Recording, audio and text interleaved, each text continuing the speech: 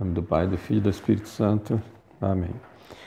Então, dando sequência às nossas aulas, nós já entramos naquela fase decisiva da conversão, do Império Romano, a partir de Constantino, e mais os inimigos agora começam a atacar, com as heresias, e os inimigos de Deus vão atacar também de outras formas também.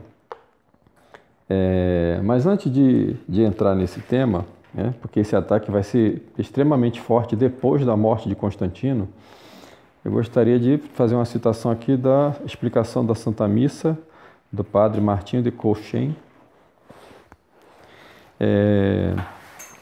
Estamos aqui na página 118, capítulo 2. A Santa Missa é o mais excelente holocausto. Então, para a gente entender bem o sentido da Santa Missa, por que a Santa Missa é o mais excelente dos holocaustos, e por que é tão grave a apostasia, já que a gente vai falar um pouquinho da apostasia com o imperador Juliano, o apóstata. Ficou conhecido assim, exatamente com esse nome, Juliano, o apóstata. Então a gente vai ver como é grave a apostasia. Havia 4 espécies de sacrifícios na lei antiga: o holocausto ou sacrifício latrêutico, pelo qual se reconhecia o soberano domínio de Deus; o sacrifício de louvor e de reconhecimento; o sacrifício pacífico, quer fosse eucarístico, quer impetratório, pelo qual se atraíam os benefícios de Deus; e o sacrifício expiatório, no qual Deus era honrado como juiz. Era oferecido pela remissão dos pecados e pela expiação das culpas. Cada um destes sacrifícios tinha um rito particular. Desde a criação do mundo até a vinda do Messias, inúmeros holocaustos foram oferecidos ao Senhor, e a Sagrada Escritura afirma que eles agradavam a Deus. Então, sempre foi uma obrigação do homem prestar culto a Deus. E a maneira mais excelente de prestar culto a Deus é oferecendo sacrifício. Quando se faz sacrifício, se reconhece a soberania de Deus sobre todas as coisas. Então, o sacrifício é isso, é o ofício divino, aquilo que é de mais sagrado. Então, por isso que religião é coisa muito séria, Não é uma coisa para ser desprezada, e também é uma coisa que a gente precisa estudar para entender, porque se a gente não faz isso, ou a gente vai cair nas heresias e vai se afastando cada vez mais de Deus, e o demônio é muito astuto, ele sabe como fazer o homem se afastar de Deus, porque o objetivo dele é levar todo mundo para a perdição, e aí vai caindo nas falsas religiões. Então, mas mesmo no paganismo, que ainda tinha alguma coisa da revelação que Deus confiou a Adão, os pagãos reconheciam a soberania de Deus, mas eles tinham uma noção deformada de Deus. Essa noção deformada de Deus, nós já vimos naquelas aulas anteriores, quando a gente fala da cidade antiga, chegava até o extremo de fazer sacrifícios humanos. Sobretudo sacrifício de crianças. Então, é evidente que existia um sacrifício que era aceito por Deus e aquele sacrifício que era blasfemo, que ofendia a Deus. Então, nós vamos ter um exemplo disso muito claramente logo no início, quando há o sacrifício de Caim e há o sacrifício de Abel. O sacrifício de Abel, ele é uma pré-figura da Santa Missa. E o sacrifício de Caim é uma pré-figura daquele sacrifício que ofende a Deus. Então é por isso que a Santa Missa é o sacrifício por excelência. E por ser o sacrifício por excelência, o sacrifício de Abel é a pré-figura da Santa Missa, que a Santa Missa é a renovação do sacrifício de Nosso Senhor no Calvário. De forma incruenta. Da mesma forma, a missa nova, por ser um culto ao homem, por ser uma idolatria, ela representa o sacrifício de Caim. E é por isso que a missa nova, ela é ilícita. Ela é ilícita, embora ela possa ser válida, né? Ela possa ser celebrada validamente, mas ela é ilícita porque ela é um culto ao homem, né? Então ela ofende a Deus. Ela é uma representação, né, daquele sacrifício prefigurado por Caim. Então, eu estou fazendo essa leitura para a gente entender o porquê do ódio do inimigo, né, à Santa Missa e à Santa Igreja Católica e aos sacerdotes católicos. Por que eles odeiam tanto, né? Por quê? Porque a Santa Missa é o mais excelente holocausto. Desde a criação do mundo até a vinda do Messias, inúmeros holocaustos foram oferecidos ao Senhor. Então, isso aqui eu já li, né? Então, a lei de Moisés ordenava aos judeus que fizessem um sacrifício perpétuo ou sacrifício da manhã e da tarde. Então, a lei de Moisés, né, ela obrigava aos israelitas e posteriormente aos judeus a fazer esse sacrifício, né, todos os dias, de manhã e de tarde. Isso é absolutamente sagrado, né? Por isso, por exemplo, né, que é uma das causas de nulidade, né, do julgamento de Nosso Senhor. É exatamente isso. Porque não podia ser julgado antes, né, do sacrifício. E Nosso Senhor foi julgado na madrugada, né? Bom, em cada nova lua, imolavam 7 cordeiros, 2 cabras e 1 carneiro. O mesmo número deveria ser oferecido durante 8 dias, na Páscoa e no Pentecostes. Na festa dos tabernáculos, o número das vítimas aumentava. Eram 14 cordeiros, 13 cabras, 2 carneiros e 1 bode, que eram imolados todos os dias durante o oitavário. Além destas oblações obrigatórias, cada um apresentava ainda, segundo sua piedade ou suas posses, bois, cabras, ovelhas, carneiros, pombos, vinho, incenso, pão, sal e óleo. Isso aqui, né, de acordo com as condições, né, econômicas de cada um. No caso, por exemplo, né, de Nosso Senhor, Nossa Senhora, foi oferecido pombas, né, porque, embora eles fossem de família real, né, mas eles tinham caído na pobreza porque o trono de Judá tinha sido ocupado, né, pelos idumeus. É por isso que Nosso Senhor, diante de Herodes, Nosso Senhor não diz uma palavra. Nosso Senhor baixa a cabeça diante de Herodes pela imoralidade de Herodes, né? E Nosso Senhor não diz uma palavra porque Herodes era um rei ilegítimo. Ele estava ali usurpando o trono de Judá, que por direito, naquela altura, né? Ou seja, naquele período, o rei deveria ter sido José. São José, por direito, teria sido o rei de Judá. Mas como, né, a apostasia veio lá da Babilônia e como castigo, né, a descendência de Judá foi perdendo o trono, e era uma também das profecias, né, de Jacó, de que quando perdesse o trono, né, viria o Messias, né? Então, isso mostra para nós, né, como Nosso Senhor não reconhecia Herodes como rei, né? Mas, no entanto, reconheceu Anás e Caifás como sumos sacerdotes, né? Então, esse aqui é um ponto importante.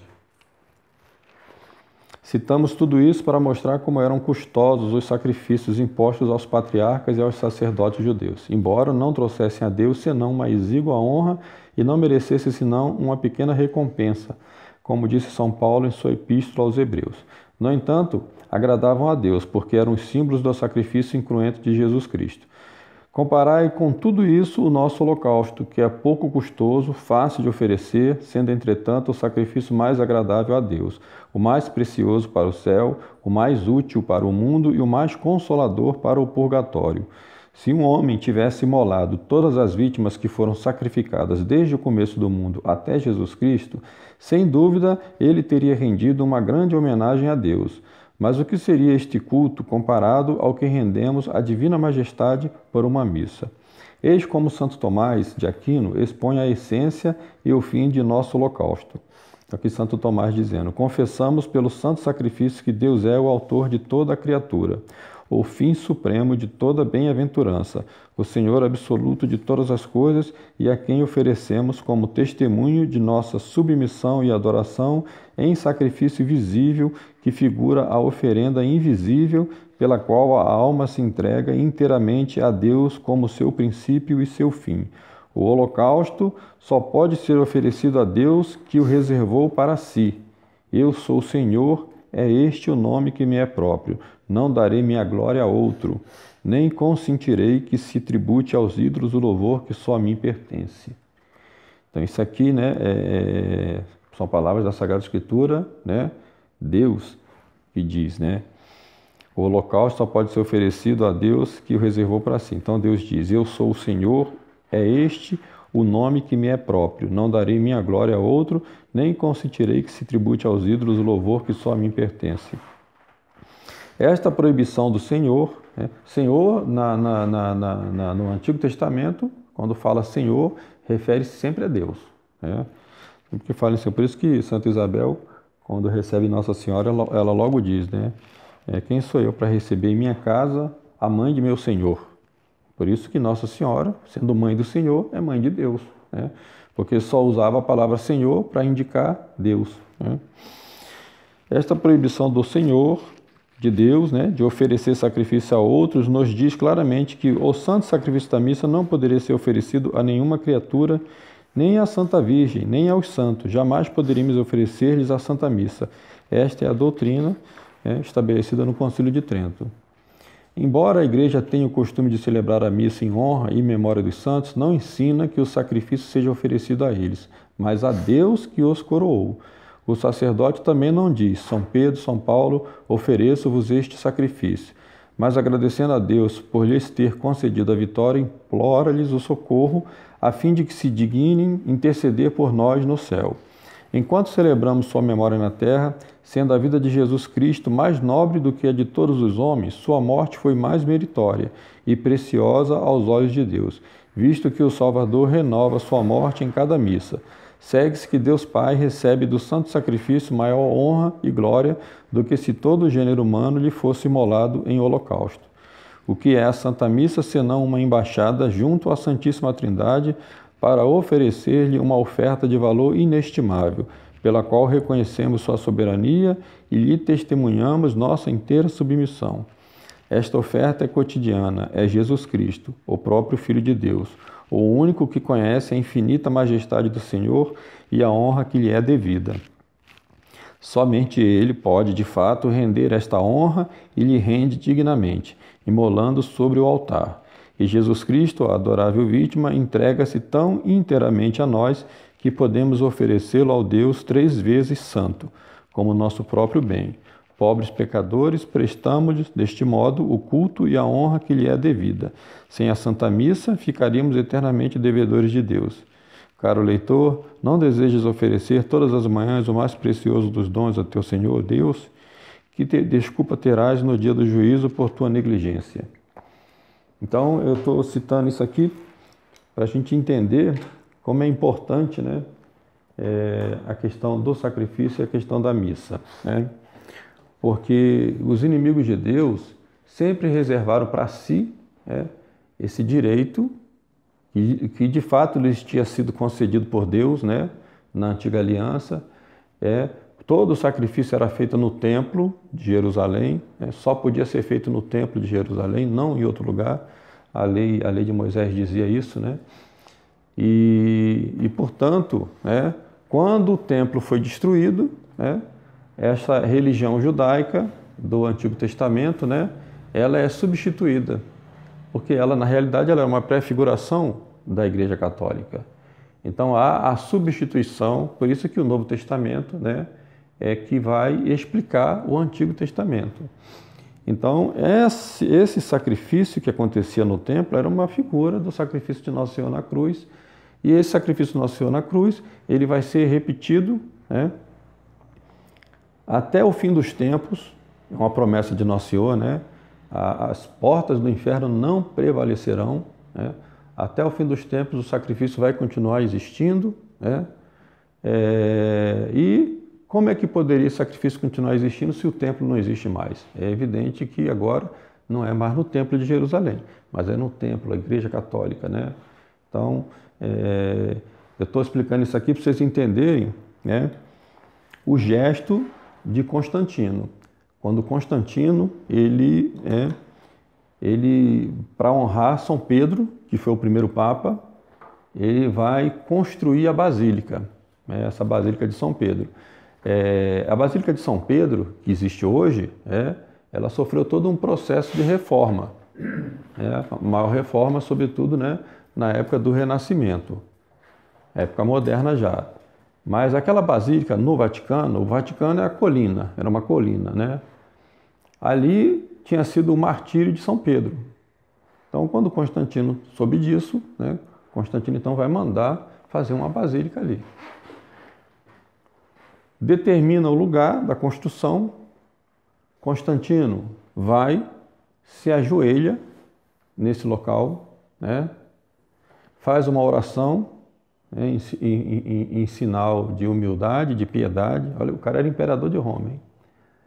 E pega a enxada, né, cava para fazer a fundação da basílica, pega 12 sacos de terra, né, carrega sobre as costas, simbolizando os 12 apóstolos.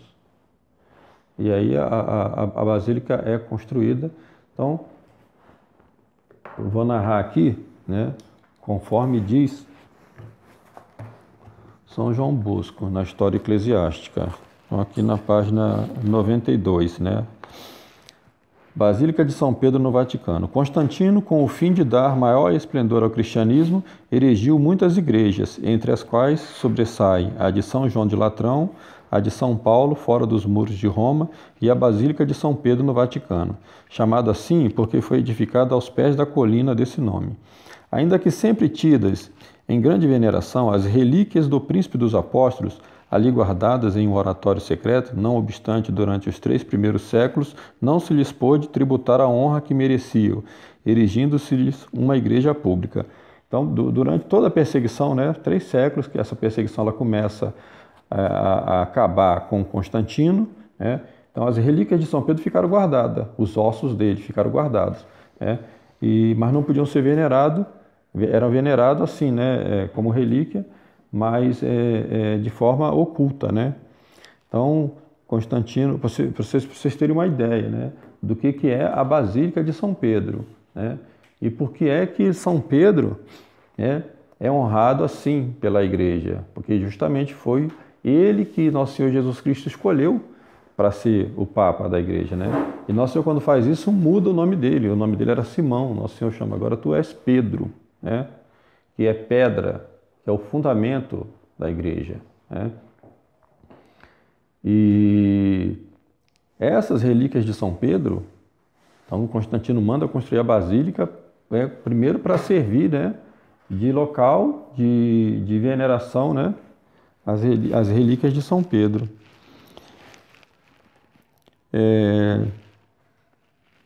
Apenas, porém, cessaram as perseguições, o túmulo de São Pedro foi o santuário do mundo cristão. Por isto, o próprio imperador, para dar um testemunho público de honra ao primeiro vigário de Jesus Cristo, projetou erigir-lhes uma igreja, conhecida sob o nome de Basílica Constantiniana.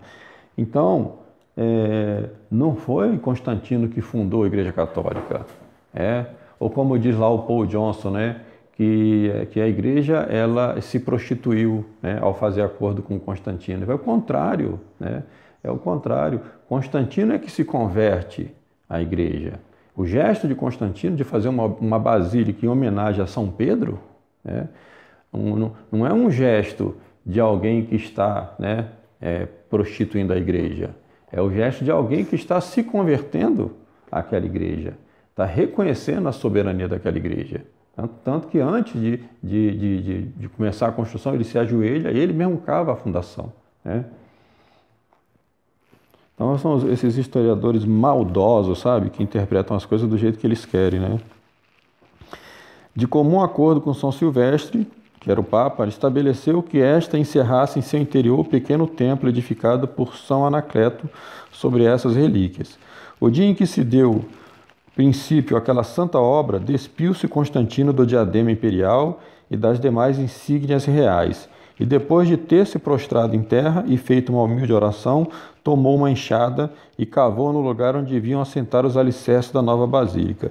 Encheu 12 cestos com a terra que tinha extraído e os carregou em seus ombros em honra dos 12 apóstolos.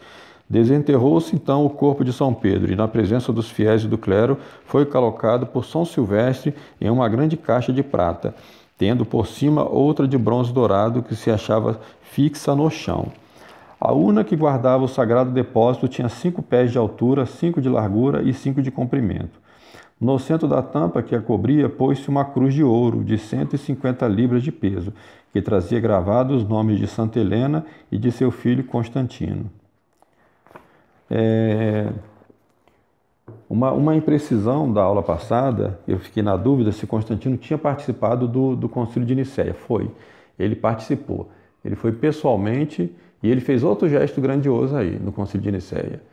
Ele ficou de pé, todos os bispos chegaram e ele só sentou depois que o último bispo sentou. Então você veja como Constantino se colocou, né, abaixo dos bispos da igreja. Porque ele, como imperador, o que seria o normal? Né?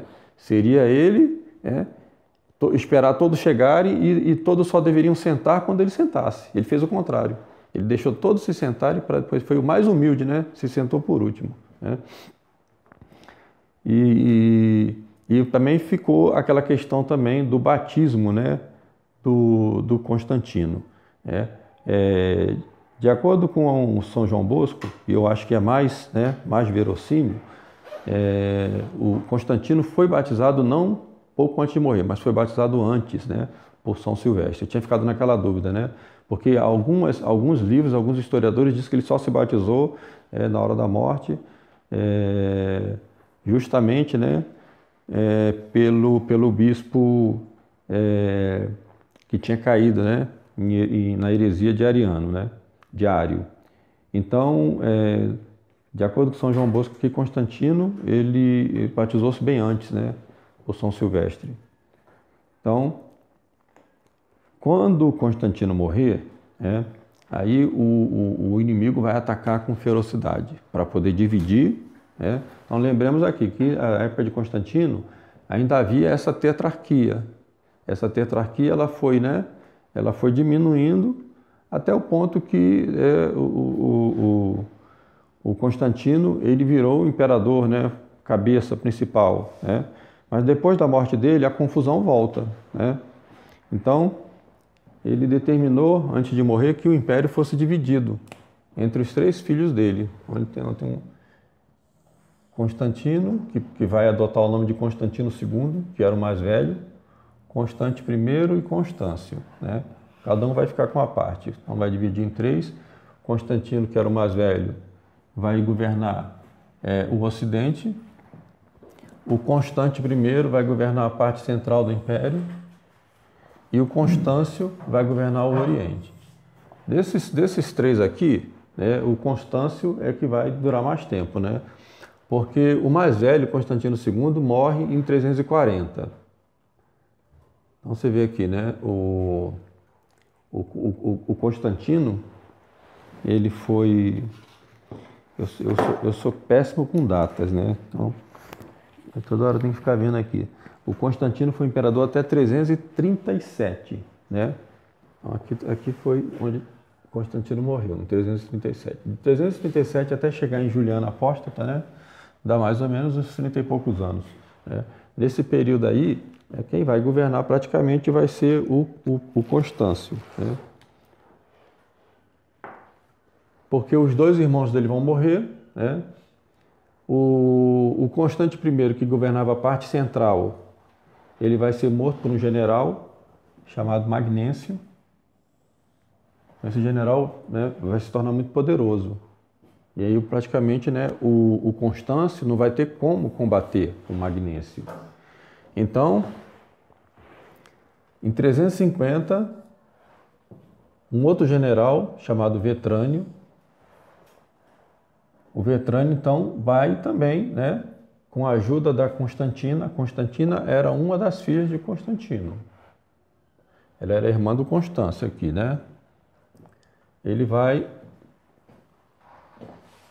ser proclamado imperador pelas tropas, né? Com apoio da filha de Constantino. Então isso se dá em 350. Constantino II já tinha morrido, né? E o Constante I também tinha morrido aqui, pelo Magnêncio. Então agora você tem aqui o Vetrânio, o Magnêncio e o Constâncio governando. O Constâncio sabia que o maior inimigo dele era justamente, né, o Magnêncio.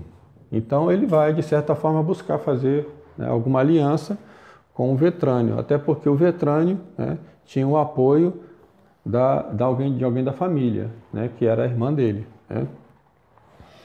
Mas depois o Vetrânio vai ser deposto por Constâncio. Né? Então, quer dizer, você veja bem que não vai durar muito tempo. 350, em dezembro, no final do ano de 350, né, o Vetrânio é suspenso, é retirado. Pode entrar. Depois, nós vamos ter aqui o Constâncio Galo. Provavelmente tinha esse apelido porque devia ser da Gália, né?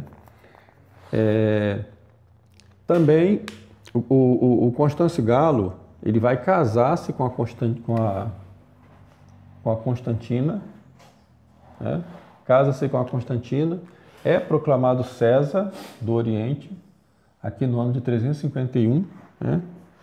Depois ele é deposto e executado em 354. Quer dizer, olha a confusão, né? Não ficava muito tempo, né? Aqui em 3 anos, né? E aí, finalmente, o Constâncio, né, ele vai ficar em guerra com o Juliano, né, o apóstata, né?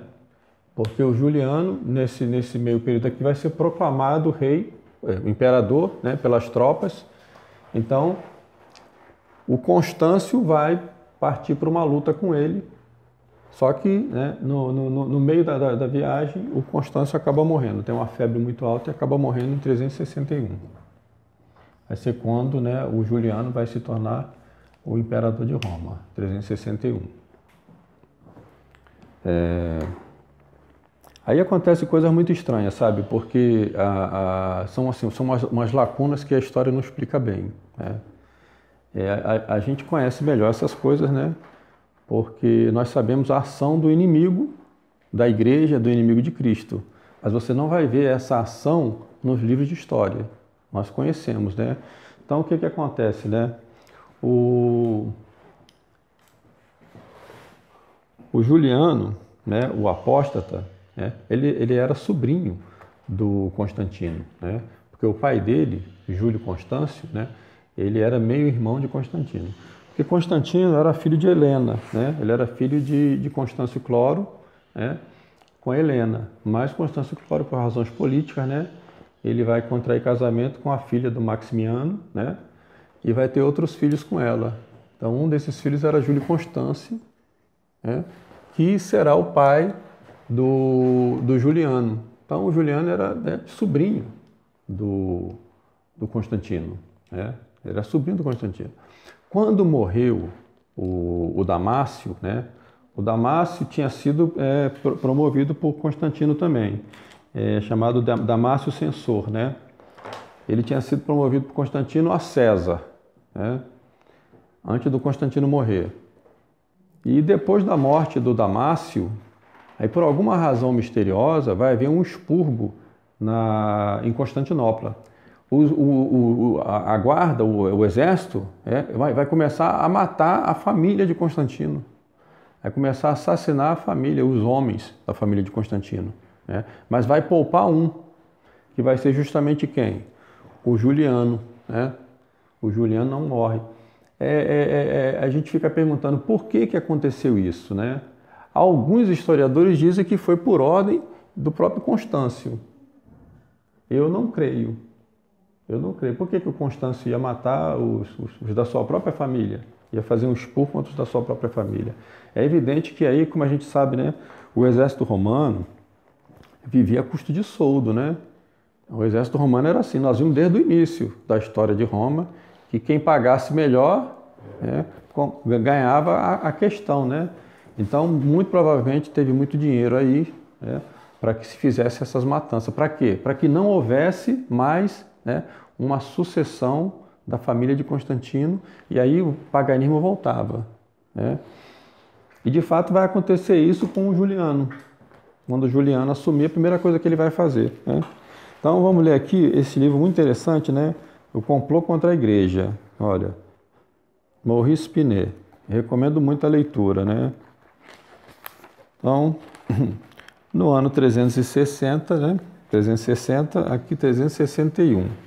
Juliano, primo de Constâncio, como ele era sobrinho de Constantino, e Constâncio, os dois estavam em guerra. Foi proclamado imperador de Roma pelo exército, e tendo-se Constâncio posto em marcha para combatê-lo, morreu no caminho, o que facilitou a Juliano a vitória definitiva e a sua proclamação como imperador do Oriente e Ocidente. Então, pode apagar aqui, né? Então vamos ver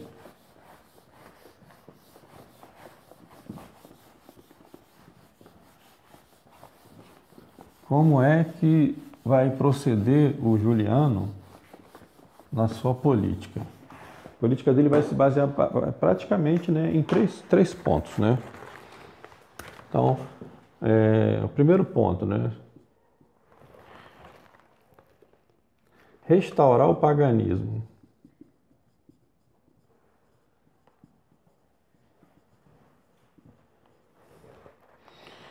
Segundo ponto, destruir o cristianismo.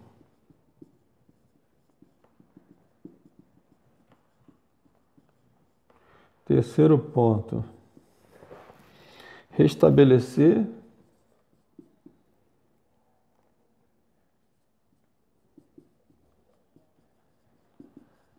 o judaísmo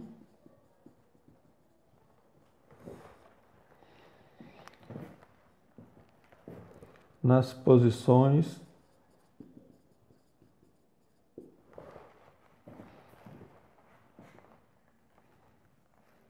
de onde havia sido desalojada por Constantino. Colocou o nome de Juliano no filho, não sabe dessas coisas. Pois é.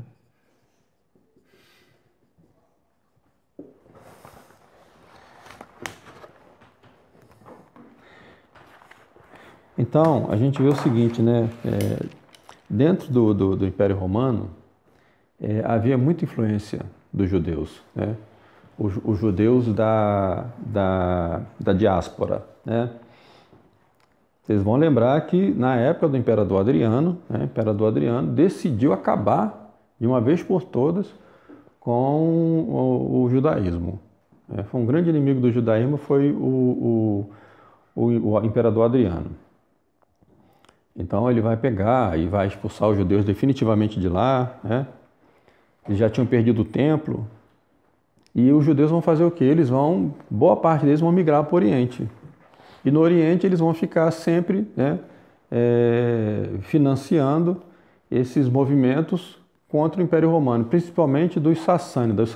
Os sassânidas vão receber bastante dinheiro para ficar coçando o Império Romano pelo Oriente, né? Então, depois de Constantino, né, Constantino vai acabar com essa, de certa forma, né? Porque, veja bem, isso aqui é uma coisa muito importante para a gente entender a história, né? A história desses últimos 2000 anos, ela é mais ou menos como uma balança, né? Então, você não pode ter nessa balança um equilíbrio entre Cristo e entre a sinagoga de Satanás, entre a Igreja Católica e a sinagoga de Satanás. Isso nunca vai existir, né? Quando a balança pende para um lado, né? Por exemplo, quando o cristianismo sobe, a sinagoga de Satanás desce. Então isso é um sinal para você entender a crise. Quando a igreja cai, é porque o judaísmo subiu, entendeu? Então isso aqui é uma leitura do mundo que a gente faz. Né? Se a gente vê a igreja no estado que ela está hoje, é porque o judaísmo está no seu ponto máximo aqui, entendeu? Então, era isso que o Juliano Apóstata pretendia fazer, exatamente isso. Agora, veja como é grave a apostasia. Ele tinha sido batizado, ele tinha sido educado como cristão, né? Como cristão. Mas como ele tinha mais amor ao poder e à riqueza e ao dinheiro, ele vai se aliar aos inimigos de Deus.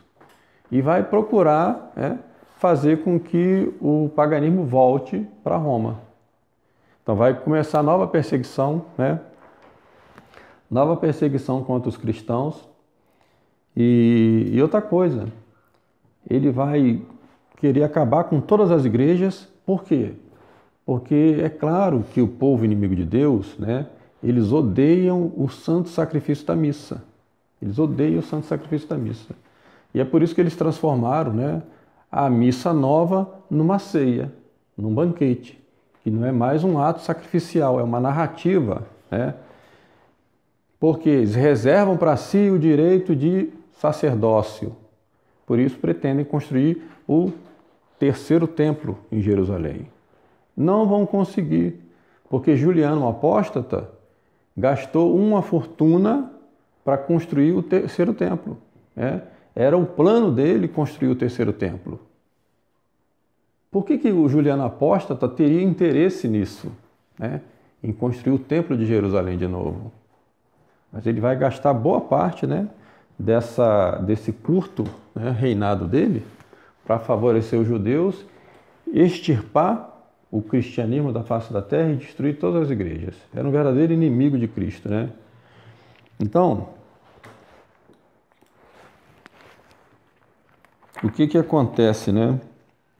Os judeus, ao unirem-se com Juliano e apoiando, estavam a dar a sua ajuda para o restabelecimento do culto idolátrico, que eles dizem tanto abominar. Isso aqui é uma coisa muito interessante, né?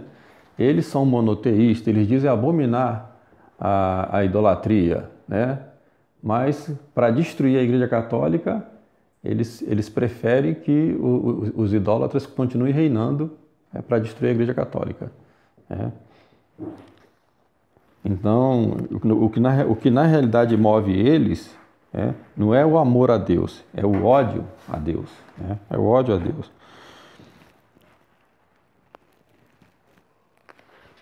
Mas contanto que consigam seus fins e destruir o cristianismo, provaram ser capazes de tudo, inclusivamente de utilizar as doutrinas ateias e materialistas do comunismo moderno, mesmo sendo como são profundamente religiosos e espiritualistas.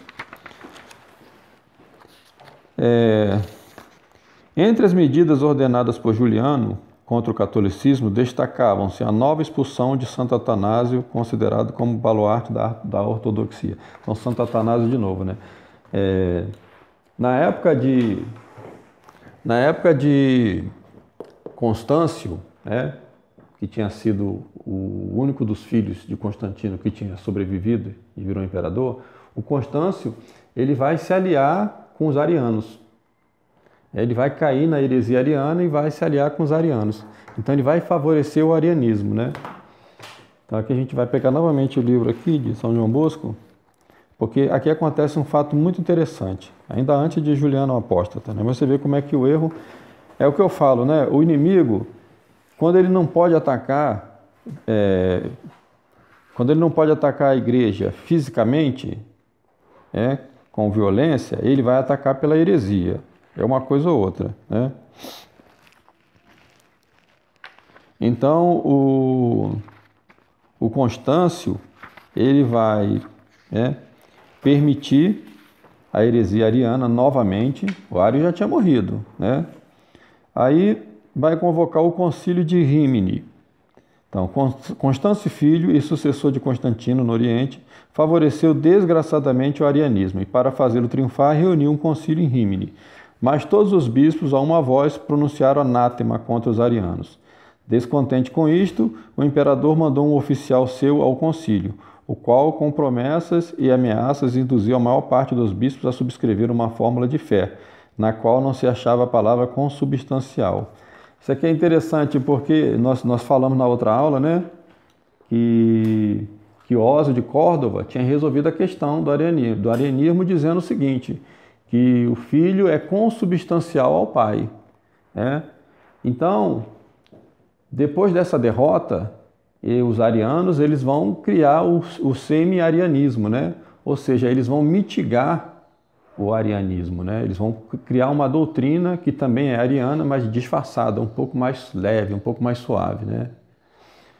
Então, eles vão propor uma outra fórmula para a definição desse dogma, né? O filho é consubstancial ao pai. Eles vão propor uma outra fórmula, vão propor algo como o filho é semelhante ao pai, algo desse jeito, que, né, não chegava a ser uma heresia, mas, né, não definia a coisa com a clareza necessária. Então, muitos bispos vão assinar esse documento, né, com essa nova fórmula. Santo Atanásio vai falar, não. Aqui não cabe ambiguidade. A coisa tem que ser expressa da maneira mais clara possível. E a maneira mais clara possível já foi definida. O filho é consubstancial, ou seja, tem a mesma substância do pai, né? Então, o Santo Atanásio novamente perseguido de novo, né? Depois fica assim, né? Ele volta de novo, depois é perseguido de novo, né? Não existe. Não. Então, exasperado Juliano pelo mau êxito da reedificação, porque aqui, olha lá, Juliano, continuando com Juliano. Enfurecido Satanás pela queda da idolatria no Império Romano, tratou de voltar a ressuscitá-la por meio do imperador Juliano, chamado comumente apóstata, porque abandonou a religião cristã em que se tinha educado, e pôs em campo todos os meios ao seu alcance para destruí-la. Era Juliano, filho de um irmão do grande Constantino, e na morte de Constâncio, como herdara ele todo o império, fez tudo o que pôde para restabelecer o culto dos ídolos. Tendo predito Jesus Cristo que não ficaria pedra sobre pedra do templo de Jerusalém, e tendo os fatos, como vimos, correspondido plenamente às suas palavras, aqui uma coisa muito importante, Nosso Senhor disse que não ficaria pedra sobre pedra. Juliano, o apóstata, né, ele quis desmentir Nosso Senhor Jesus Cristo reconstruindo o templo, né? E aquela muralha que tem lá, que ele chama de Muro das Lamentações, não faz parte do Templo de Jerusalém antigo. Aquilo ali era da Fortaleza Antônia, da Guarda Imperial Romana, que ficava tomando conta, vigilante no Templo de Jerusalém. Porque do templo não ficou nada, não restou nada. Eu já expliquei para vocês que quando os romanos destruíam alguma coisa, eles destruíam mesmo. Eles não deixavam sobrar nada. Eles arrasavam com tudo, né? Então, o Juliano ele queria reconstruir o templo, né? Então, olha só. Tendo os fatos, como vimos, correspondido plenamente às suas palavras, propôs-se Juliano a desmenti-lo, reedificando aquele templo célebre. Porém, a única coisa que conseguiu foi tirar a última pedra sem poder sequer lançar os alicerces. Logo que começou o edifício, apenas colocadas as primeiras pedras, sobreveio um espantoso terremoto que os vomitou do seio da terra e os lançou a grande distância contra os operários, especialmente judeus. Eles tinham acorrido com frenético entusiasmo para ver se conseguiam reedificar o seu antigo templo, mas muitos ficaram sepultados entre as ruínas e outros gravemente feridos. Tornou-se a tentar mais de uma vez a temerária empresa e não se abandonou até que turbilhões de vento espalharam a areia, a cal e outros materiais. Mas a coisa mais prodigiosa e terrível ao mesmo tempo é que saiu dentre aquelas ruínas globos de fogo que, serpeando com a rapidez do relâmpago, deitavam por terra os trabalhadores e os arrastavam, consumindo muitos até os ossos e carbonizando outros. Chegavam até a alcançar alguns judeus que estavam muito longe e os sufocavam ou consumiam. Em vista de tão extraordinário milagre, não se atrevendo já ninguém a aproximar-se daquele lugar, desistiu-se da ímpia empresa no ano de 368. Isso aqui é uma das razões pelas quais eles não constroem o Templo de Jerusalém. No final das contas, eles têm medo também, porque eles sabem que é contra a vontade de Deus, entende? Eles sabem que é contra a vontade de Deus. Mas como eles não podem fazer sacrifícios, então eles querem impedir a igreja de fazer o sacrifício da Santa Missa. Por isso inventaram a missa nova, entendeu? Eu não sei por que as pessoas têm tanta dificuldade de entender, né? É porque o homem moderno, para ele admitir que Deus tem inimigo é muito difícil. Porque para eles Deus, né? Deus não é pessoa. Nós católicos sabemos, né? Que Deus, 3 pessoas, a Santíssima Trindade. Para eles não, para eles Deus é uma coisa etérea, sabe? É uma coisa assim, uma espécie de energia, né? Que pode ser do bem ou pode ser do mal, né? Eles têm uma ideia de Deus assim, New Age, né? Completamente New Age, né? Então, mas não, nós sabemos que Deus tem inimigos, né? Os inimigos de Deus.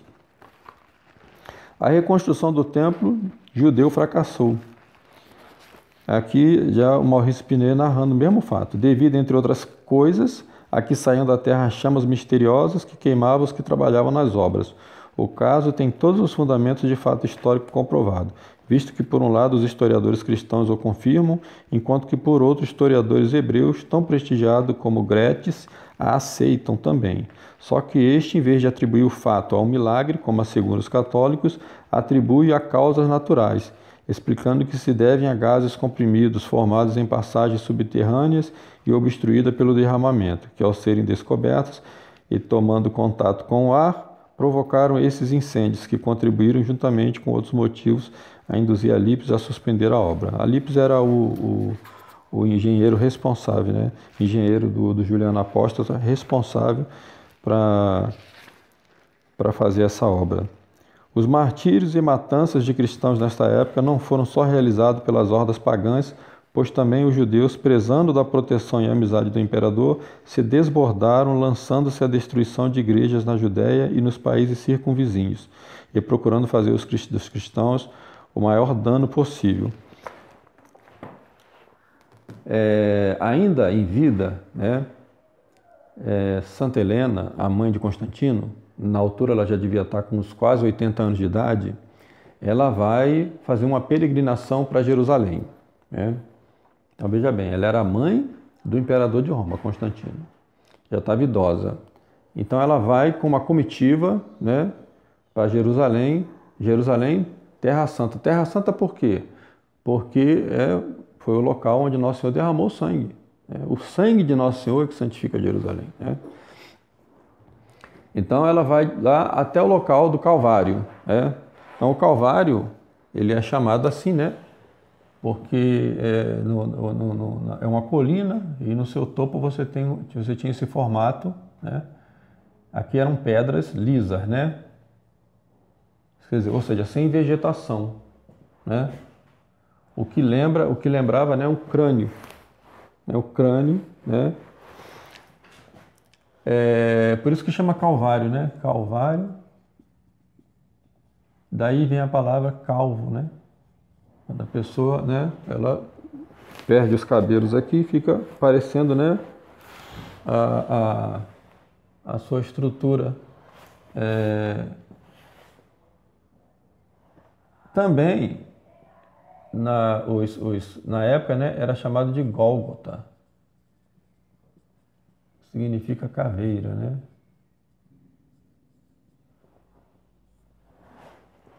Então, Santa Helena vai até esse lugar, né? E ela vai procurar a cruz de Nosso Senhor. O objetivo dela é encontrar a cruz.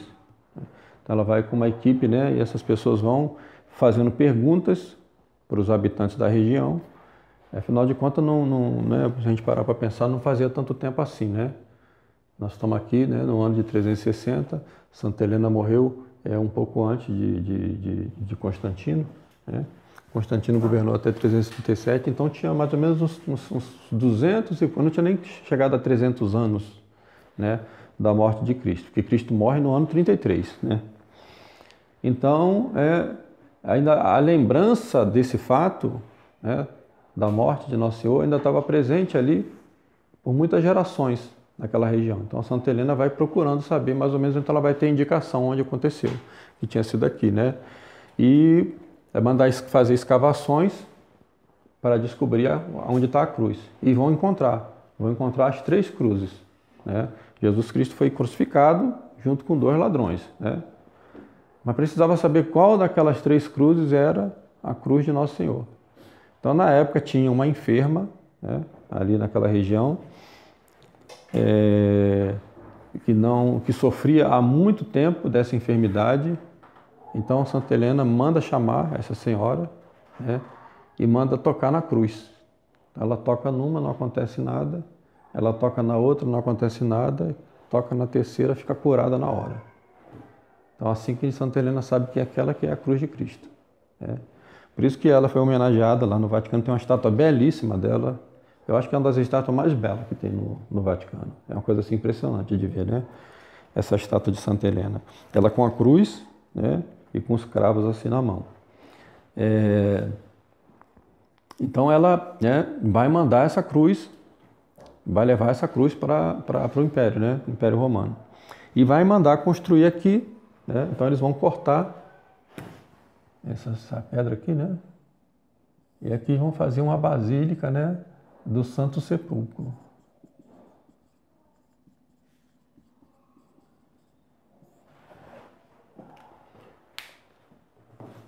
Então essa história, né, furada aí de que não é um fato histórico, né, que a cruz, né, onde Nosso Senhor foi sacrificado, né, nunca foi encontrada sim, né?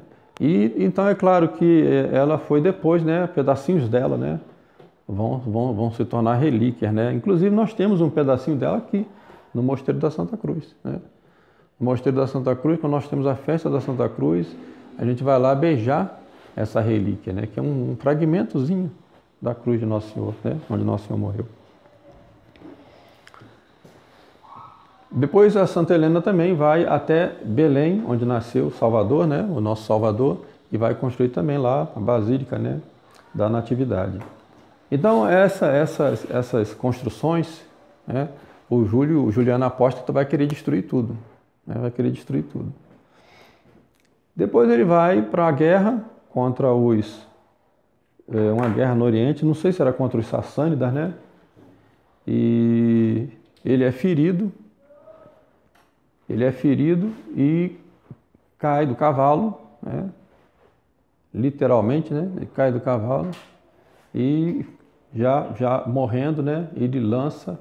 Assim você vê como a apostasia é uma coisa tão terrível que dificilmente, né, o apóstata ele se arrepende, né?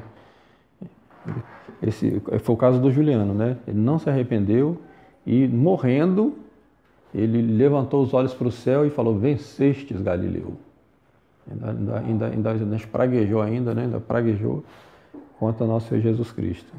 Quer dizer, ao invés de se converter, né, ainda lança uma...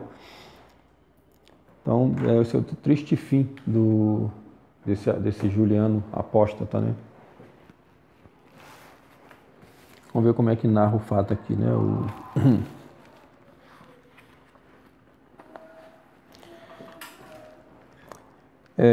Este gênero de perseguição teria sido muito mais funesto para a Igreja do que a crueldade de Nero e de Diocleciano, se Deus não tivesse derribado por terra os planos de Juliano com sua morte prematura. Tinha ido combater contra o rei da Pérsia com o propósito de exterminar os cristãos assim que alcançasse a vitória.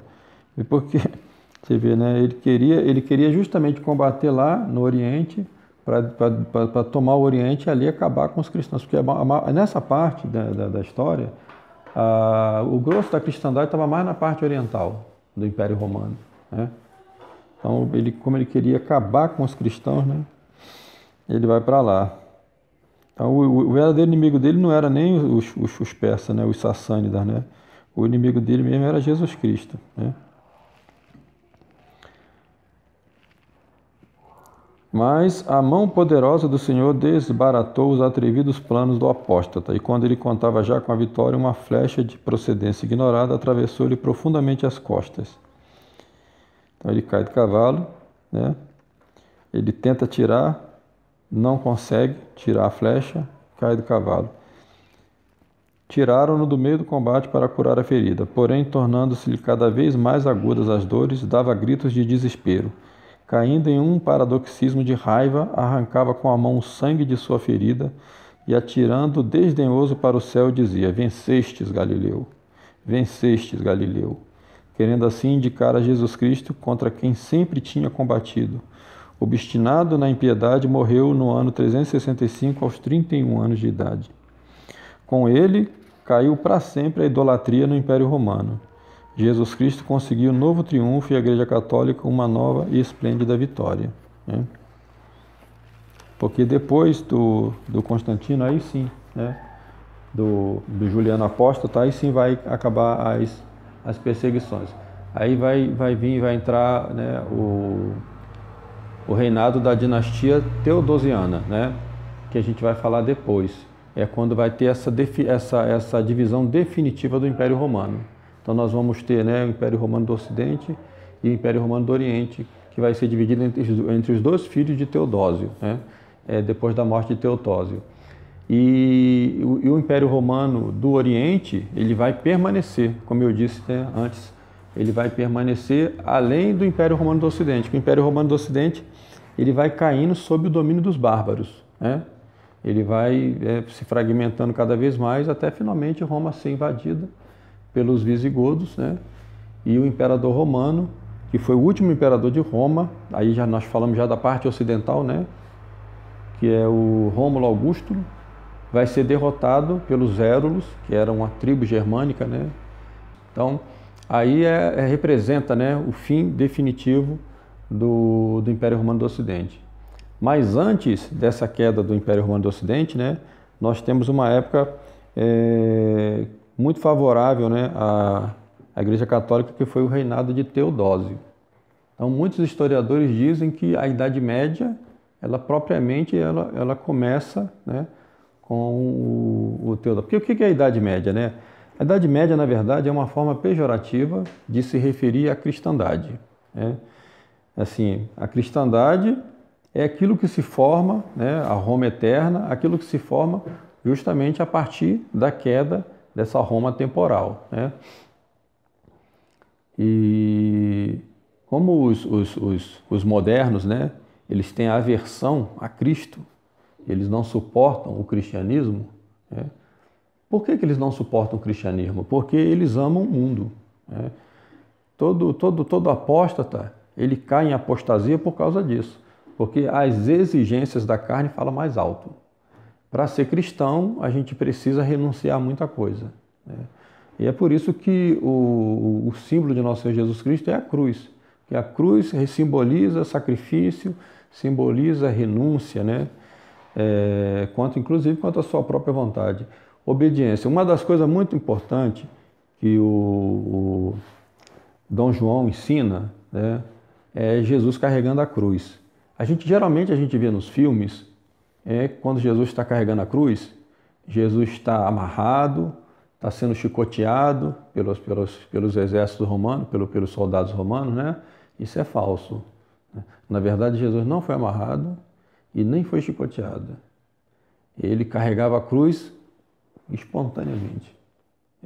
Ele carregou espontaneamente, a tal ponto que aquele centurião romano ficou admirado de ver isso. Como é que uma pessoa vai para a morte, uma morte horrorosa dessa maneira? Ele não precisava ser chicoteado, ele não precisava, né, estar amarrado à cruz. Geralmente, o crucificado ia amarrado, em uma fila de crucificado amarrado um no outro, porque claro que ninguém queria, todo mundo sabia que depois de subir, né, para o Calvário, aí ia morrer, não ia ter descanso, ia ter uma morte pior ainda, né? E geralmente a gente, quando está subindo uma montanha, a gente sabe que quando terminar, pelo menos você vai descansar, né? Mas aqui não, aqui você não ia descansar, você ia passar por um tormento muito pior, né? Um suplício, né, inimaginável. Então, muitos queriam fugir. Então, isso admirava os soldados romanos, porque eles viam que nosso Senhor Jesus Cristo não fazia a menor força para fugir. Ele caiu porque já lhe faltavam as forças, mas ele se esforçava para levantar e continuar, chegar ao destino dele, né? Que era o Calvário. Então, isso impressionava muito, né? Então, o homem moderno, como ele não suporta isso, né? Então vai fazer uma missa sem Cristo crucificado, né? Então, assim, são dois extremos, né? O protestante, a cruz deles não tem Cristo, está separado, E o modernista é um Cristo sem cruz. Acontece que o Cristo e a cruz são inseparáveis. São inseparáveis. E há uma beleza no crucifixo. O que os protestantes fazem? Os protestantes fazem uma cruz e botam um pano, né? Sim, simboliza com um pano, né? Os metodistas é uma cruz com a chama, que significa, né, a efusão do Espírito Santo, que é de onde vem o carismatismo dos pentecostais. E da canção nova, da renovação carismática, né? Tudo isso tem influência metodista, protestante metodista. E na igreja modernista é um Cristo ressuscitado. Ele não está na cruz, ele está saindo da cruz. Então, porque eles não suportam sofrimento, não suportam a renúncia. E por isso, então, a missa se tornou uma espécie de banquete e uma espécie de ceia comemorativa, né? E aí é que está o grande problema, né?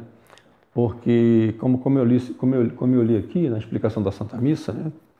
A Santa Missa é um sacrifício. Nesse sacrifício da Santa Missa, nosso Senhor Jesus Cristo, ao mesmo tempo que ele é vítima, ele é sacerdote. Só quem pode ser sacerdote, só quem pode fazer o sacrifício da Santa Missa é nosso Senhor Jesus Cristo. E como é que o padre consegue fazer isso? Porque ele está em persona Cristo. Naquele momento ali é Cristo mesmo fazendo o seu próprio sacrifício. Na missa nova, eles vão retirar tudo isso e vão colocar o sacrifício num outro sentido. O sacrifício representa o trabalho do homem. Então, esse ofertório do pão e do vinho não representa mais o corpo de Cristo, nem o sangue de Cristo, nem o sacrifício de Nosso Senhor. Não há presença real, né? Não é Nosso Senhor que está ali presente, né? Corpo, sangue, alma e divindade. O pão para eles e o vinho é simplesmente, né, uma representação do trabalho do homem. O trabalho na vinha, o trabalho na agricultura. É o sacrifício do homem ao trabalhar, né? É o suor que o homem derrama na lavoura, né? Então, não é uma missa propriamente dita, né? Não tem nenhum ato de propiciação, né?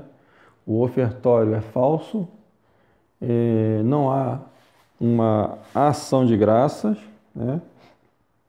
Porque, claro, né, para eles, Deus é que deve prestar ação de graças ao homem, né? Porque, afinal de contas, é o homem que se sacrifica na lavoura, no seu trabalho, né? Para poder ter o pão e ter o vinho.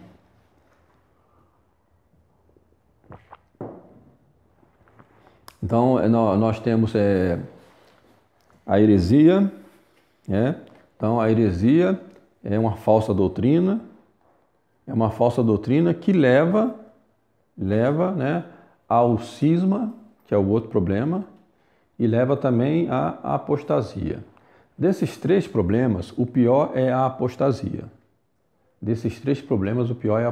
A apostasia é o mais grave. Nós tivemos na antiga aliança uma apostasia, né, do povo escolhido, do povo eleito. Eles apostataram. Por quê? Porque preferiram seguir a sua própria vontade do que fazer a vontade de Deus. E agora nós temos a apostasia na igreja, né? Essa apostasia na igreja ela ainda é pior do que a apostasia da antiga aliança, né? A apostasia de Juliano foi pior do que a apostasia dos judeus. Porque os judeus apostataram de uma promessa, né? E os cristãos apostatam não de uma promessa mais, né? Mas da própria redenção que se cumpriu. Então, por isso que a apostasia, né, das nações e a apostasia da hierarquia da igreja é representada diversas vezes. Primeiro, Nosso Senhor anuncia isso. A leitura do Evangelho, né, na semana passada, era Nosso Senhor falando do fim dos tempos, né? Como é que vai acontecer isso? Então, Nosso Senhor fala da apostasia, quando Ele diz que a abominação desoladora se estabelecerá no lugar santo. Como disse o profeta Daniel, quem lê entenda. O que quer dizer isso? Quer dizer que haverá no lugar santo uma falsa doutrina. E esse lugar santo é o quê? É o Templo de Jerusalém? Não, o Templo de Jerusalém não existe, né? São Paulo, em Tessalonicenses, diz também que o filho do pecado, o anticristo, né, se sentará no trono de Deus. Ora, esse trono de Deus é o Templo de Jerusalém? Não, o Templo de Jerusalém não existe e nem será reconstruído, porque Deus não vai permitir. Juliano Apóstata tentou reconstruir o templo e não conseguiu. Se tentarem de novo, vai acontecer a mesma coisa. Vai acontecer a mesma coisa. Por quê? Porque o templo de Deus deixou de ser o templo de Jerusalém e passou a ser a Igreja Católica. Porque para ser templo tem que ter a presença de Deus, a presença real de Deus. Por isso que Nosso Senhor, né, foi anunciado como Emanuel, ou seja, Deus conosco, Deus que vive entre nós, né? Deus está conosco todos os dias, né? Presença real na Sagrada Eucaristia, verdadeiramente, não é só um símbolo, não é uma representação, é uma verdade, né? E então,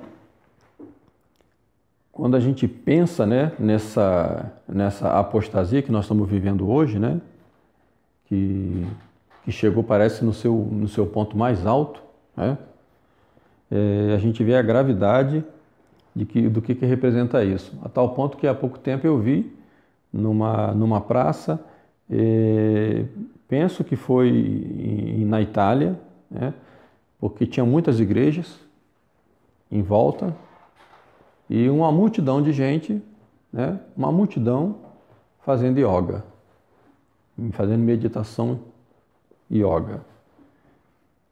Quer dizer, que apostasia terrível.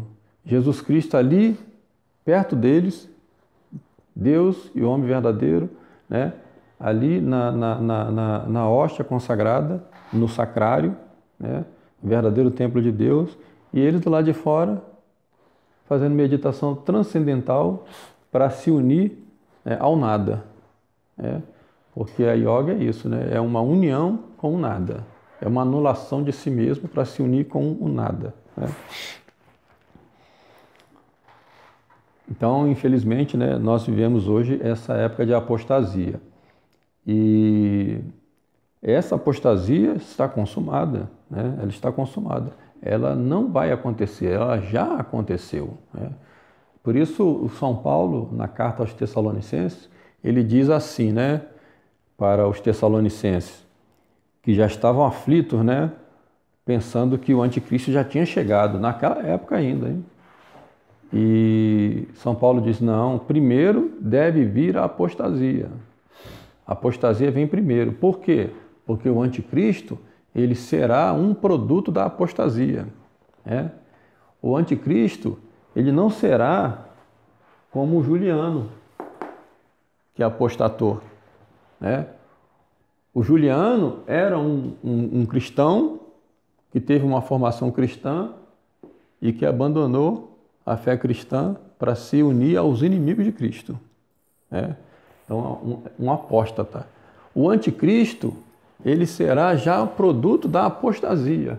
Ele não vai ser alguém que apostatou. Ele será já um filho da própria apostasia, né? E como essa apostasia já aconteceu, né, a apostasia, a grande apostasia, ela se deu no Concílio Vaticano II, né? Por que a gente pode afirmar isso?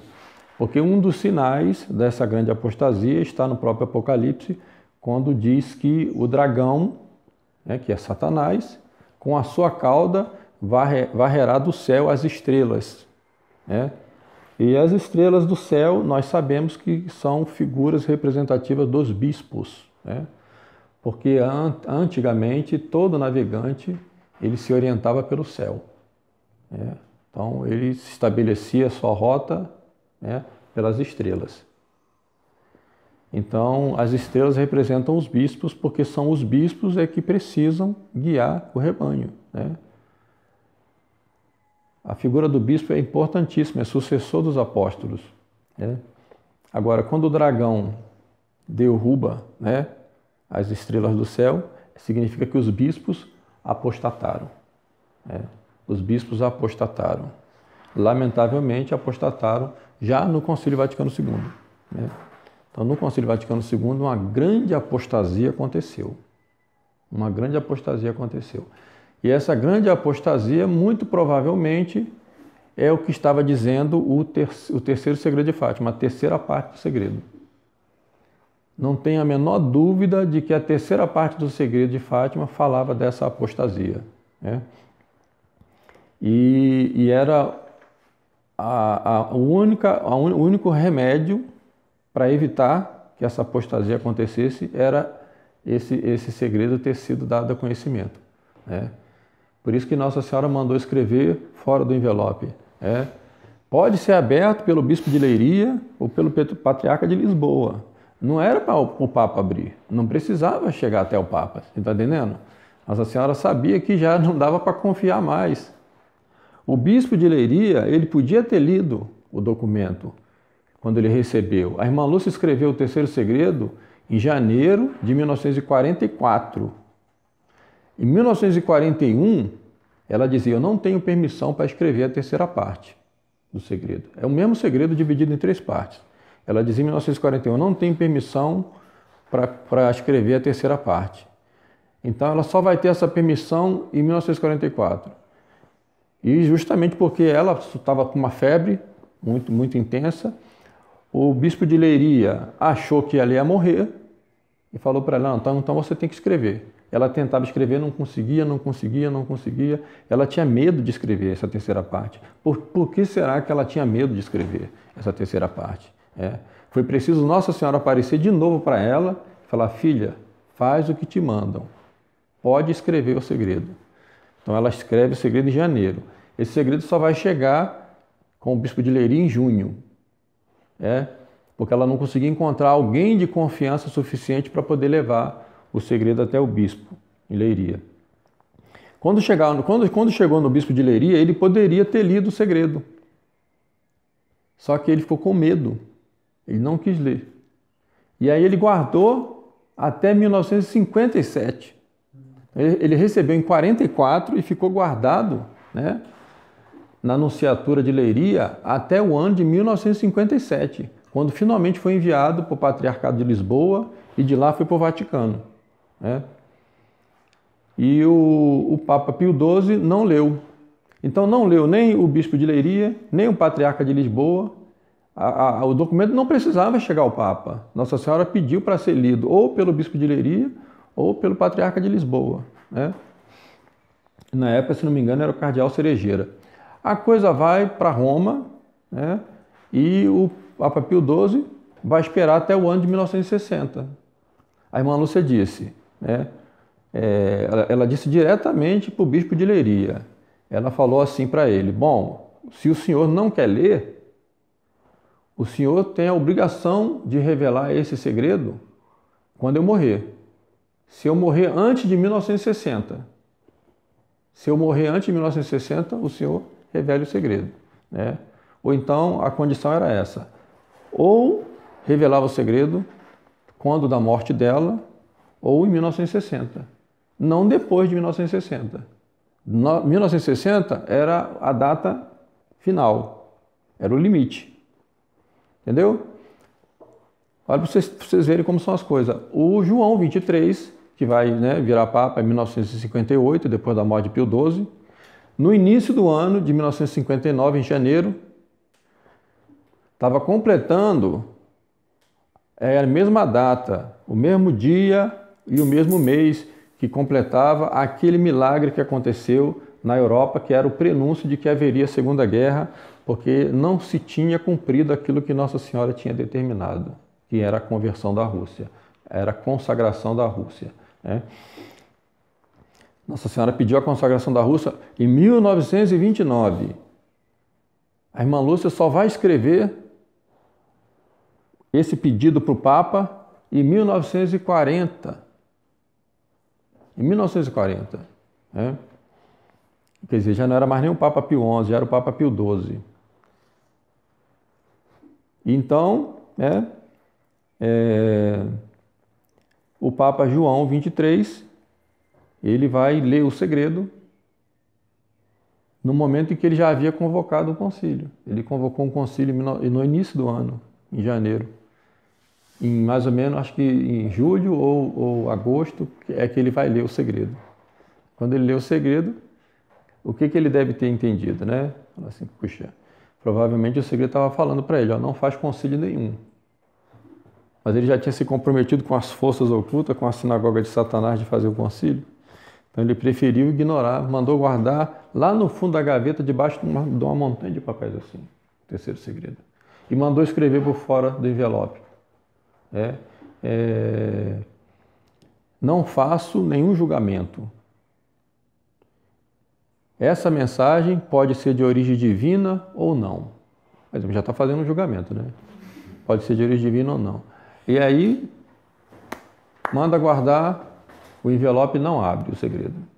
Aí acontece coisa muito estranha, porque, né, tem o órgão oficial do Vaticano, o Observatório Romano, que diz que o Papa Paulo VI leu o segredo, né, em 1965.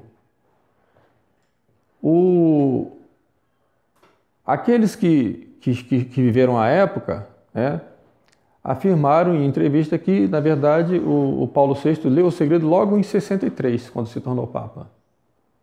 Então, o Papa Paulo VI leu o segredo quando? Em 63 ou em 65?